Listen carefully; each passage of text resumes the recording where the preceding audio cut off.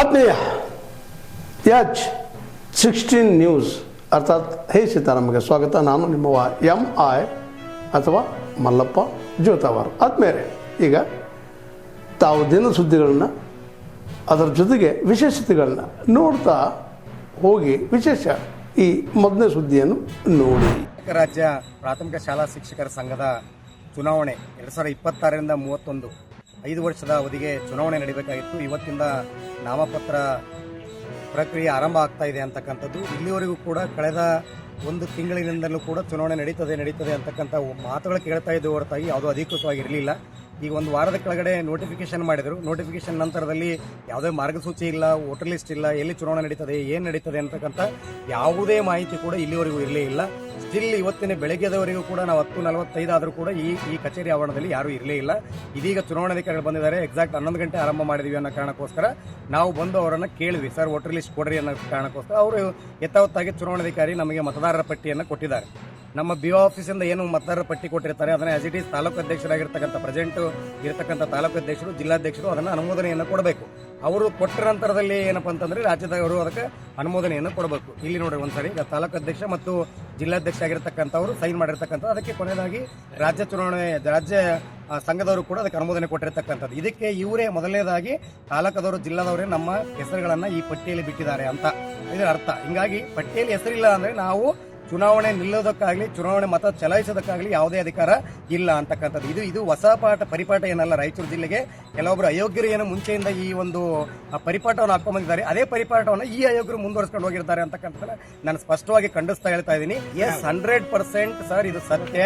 ನನ್ನನ್ನ ಮತ್ತು ನಮ್ಮ ಟೀಮ್ ಅನ್ನ ಎದುರಿಸ್ತಕ್ಕಂಥ ಶಕ್ತಿ ಈಗೇನು ಹಿಂದೆ ರೂಲಿಂಗ್ ಮಾಡಿದ್ದಾರೆ ಮತ್ತು ಈ ಕಳೆದ 5 ವರ್ಷಗಳೇನು ರೂಲಿಂಗ್ ಮಾಡಿದ್ದಾರೆ ಅವ್ರು ಯಾರಿಗೂ ಕೂಡ ಶಕ್ತಿ ಇಲ್ಲ.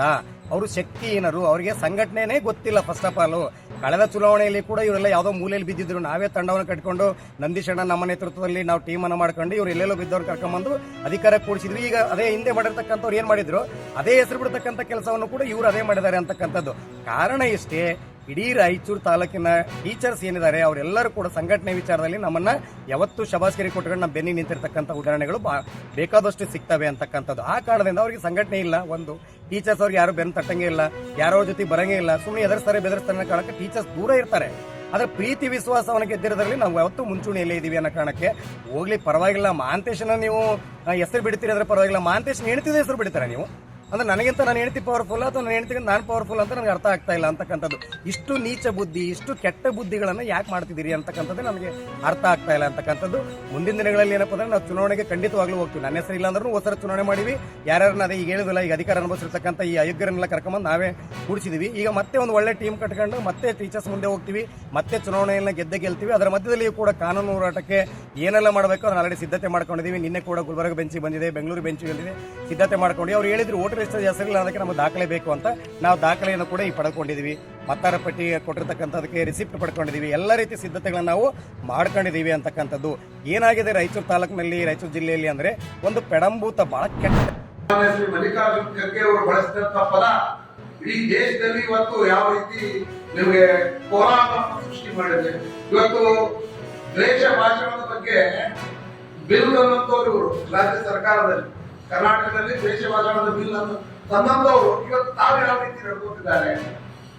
ಇವತ್ತು ಕೋಮ ಸೌಹಾರ್ದತೆಯನ್ನ ಹಾಳುಗೆಡುವುದರಲ್ಲಿ ಇವರೇ ಪ್ರಮುಖ ಪಾತ್ರವನ್ನು ವಹಿಸ್ತಾರೆ. ಇವತ್ತು ಹಿಂದೂ ಮುಸ್ಲಿಮರ ಭಾವನೆಯನ್ನು ಸೃಷ್ಟಿ ಮಾಡೋದು ಬಿಜೆಪಿ ಅಂತೇಳಿ ಕೋಮವಾದಿಗಳಂತ ಏನು ಹೇಳ್ತಾರೆ ಇವತ್ತು ಕಾಂಗ್ರೆಸ್ಸಿಗರು.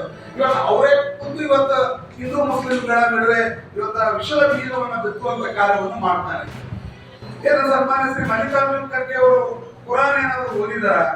ಕುರಾನ್ ನಲ್ಲಿ ಯಾವ ಪುಟದಲ್ಲಿ ಇವತ್ತು ನೀವು ನಮಾಜ್ ಮಾಡುವಾಗ ವಿಷದ ಹಾವುಗಳು ಬಂದು ಕೂಡ ಎದ್ದು ಹೊಡಿರಿ ಅನ್ನೋಂತ ಎಲ್ಲಿ ಯಾವ ಪುಟದಲ್ಲಿ ಹೇಳಿದಾರೆ ಅನ್ನೋದು ಸ್ವಲ್ಪ ಸ್ಪಷ್ಟೀಕರಣ ಸನ್ಮಾನ್ಯ ಖರ್ಗೆಜಿ ಅವರು ಕೊಡ್ಬೇಕಂತಕ್ಕಂಥದ್ದು ನನ್ನ ಭಾವನೆ. ಇವತ್ತು ಸಮಾಜದಲ್ಲಿ ಸಾಮರಸ್ಯತೆಯನ್ನ ಹಾಳು ಮಾಡುವಲ್ಲಿ ಇವತ್ತು ಕಾಂಗ್ರೆಸ್ಸಿಗರೇ ಪ್ರಮುಖ ಪಾತ್ರ ವಹಿಸಿ ಇವತ್ತು ಎಲ್ಲವನ್ನೂ ಕೂಡ ಬಿಜೆಪಿಗರ ಮೇಲೆ ಹಾಕೋದು ಇವತ್ತಿನ ಕಾಂಗ್ರೆಸ್ಸಿಗರ ಒಂದು ವಾಡಿಕೆಯಾಗಿದೆ. ಸನ್ಮಾನ್ಯ ಶ್ರೀ ಮಲ್ಲಿಕಾರ್ಜುನ್ ಖರ್ಗೆ ಅವರಿಗೆ ನಾವು ಬಹಳ ಹಿರಿಯರು. ಕಲ್ಯಾಣ ಕರ್ನಾಟಕ ಭಾಗ ಅನ್ನೋದಕ್ಕಿಂತನೂ ನಮ್ಮ ಕರ್ನಾಟಕದಲ್ಲಿ ಒಬ್ಬ ಹಿರಿಯ ರಾಜಕಾರಣಿಗಳು. ಅವರಿಗೆ ವಯಸ್ಸಾಗಿದೆ, ಆದ್ರೆ ಬುದ್ಧಿ ಬಹಳ ಬುದ್ಧಿಗೂ ವಯಸ್ಸಾಗಿದೆ ಅಂತ ನನಗೆ ಇವತ್ತು ಅನಿಸ್ತಾ ಇದೆ. ಅವರಿಗೆ ದೇಹಕ್ಕೆ ವಯಸ್ಸಾಗಿತ್ತು, ಬುದ್ಧಿ ಬಹಳ ಜಾಣರವರು, ರಾಜಕೀಯದಲ್ಲಿ ಬಹಳ ನುರಿತವರು. ಅವರ ರಾಜಕೀಯ ಅನುಭವದಷ್ಟು ಕೂಡ ವಯಸ್ಸು ನನಗಿಲ್ಲ. ಆದರೂ ಕೂಡ ಅವರ ಒಂದು ನಡೆ ಇಡೀ ದೇಶದ ಜನರು ಇವತ್ತ ಅವ್ರನ್ನ ಖಂಡಿಸುವಂತ ಆಗಿದೆ. ಇವತ್ತು ಇಡೀ ಭಾರತೀಯ ಜನತಾ ಪಾರ್ಟಿ ಖರ್ಗೆ ಅವರ ನಡೆಯನ್ನ ಖಂಡಿಸಿರೋದು ಯಾವುದು ಇವತ್ತದು ಸುಳ್ಳಲ್ಲ. ಇವತ್ತು ಅವರನ್ನ ಇವರು ತಪ್ಪು ಮಾಡಿದಾರಲ್ಲ ಅಂತ ಅವ್ರನ್ನ ಸಮರ್ಥನೆ ಮಾಡಿಕೊಳ್ಳೋದಕ್ಕೋಸ್ಕರ ವಸಂತ್ ಕುಮಾರ್ ಅವರು ಇವತ್ತ ಏನೋ ಒಂದು ಅವ್ರನ್ನ ಓಲೈಕೆ ಮಾಡ್ಬೇಕು ಅನ್ನೋ ದೃಷ್ಟಿಯಿಂದ ಅವ್ರ ನಾಯಿಗಳಿಗೆ ಓದಿಸ್ತಾ ಇರೋದು. ಅದು ಅವ್ರಿಗೆ ಇನ್ನೂ ಗೊತ್ತಿಲ್ಲ. ಅದು ಹೇಳಿದಲ್ಲ, ಬಿಜೆಪಿಗರು ನಿಯತ್ತಿನ ನಾಯಿಗಳು, ಆದ್ರೆ ಇವತ್ತಿನ ಕಾಂಗ್ರೆಸ್ಸಿನ ಹಳಬರನ್ನ ಕಂಡ್ರೆ ಮಾತ್ರ ಅವು ಓಡುತ್ತವೆ. ಇದನ್ನ ವಸಂತ್ ಕುಮಾರ್ ಅವರು ಅರಿತುಕೊಳ್ಬೇಕು ಅನ್ನೋದು ನನ್ನ ಭಾವನೆ.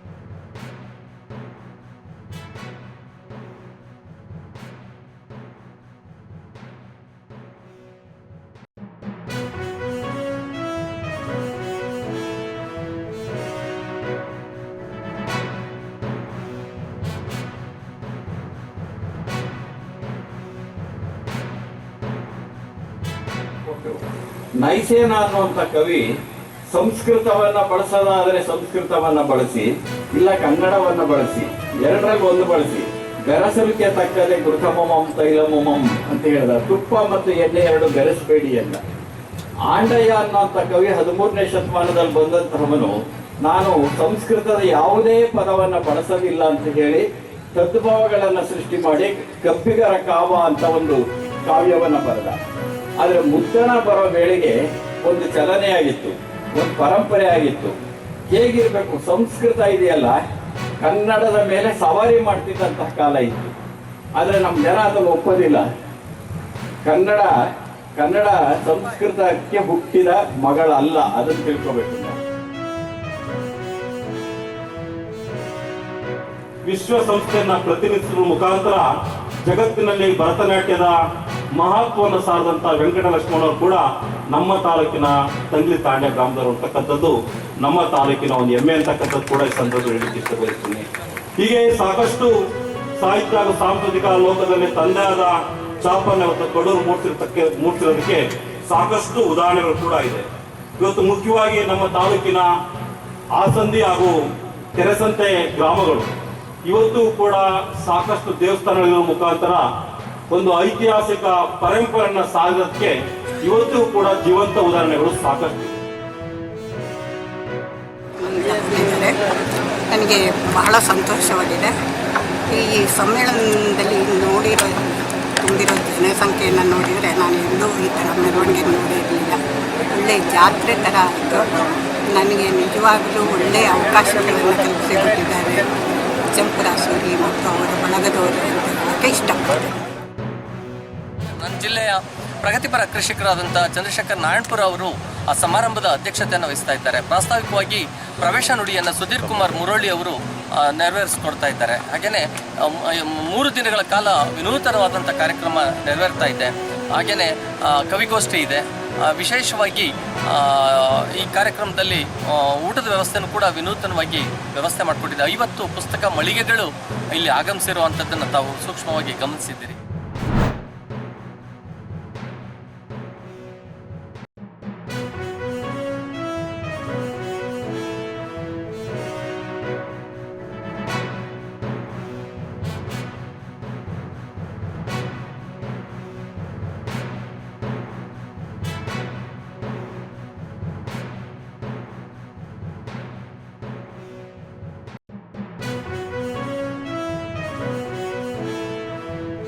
ಸಾರುವಂತಹ ಕೈಪಿಡಿ ಇದು.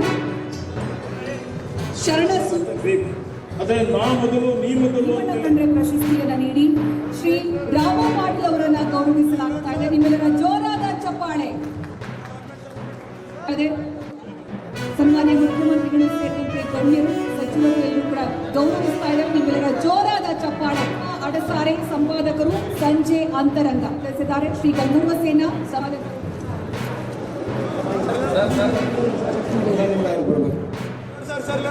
ಕಳೆದ ಬಾರಿ KEWJ ತುಮಕೂರು ರಾಜ್ಯ ಮಟ್ಟ ಗುರುನಾನಕ್ ಪ್ರಬಂಧ ಕಮಿಟಿಯ ಅಧ್ಯಕ್ಷ. ಸಮಾಜವನ್ನು ಜಾಗೃತಗೊಳಿಸ್ತಕ್ಕಂಥ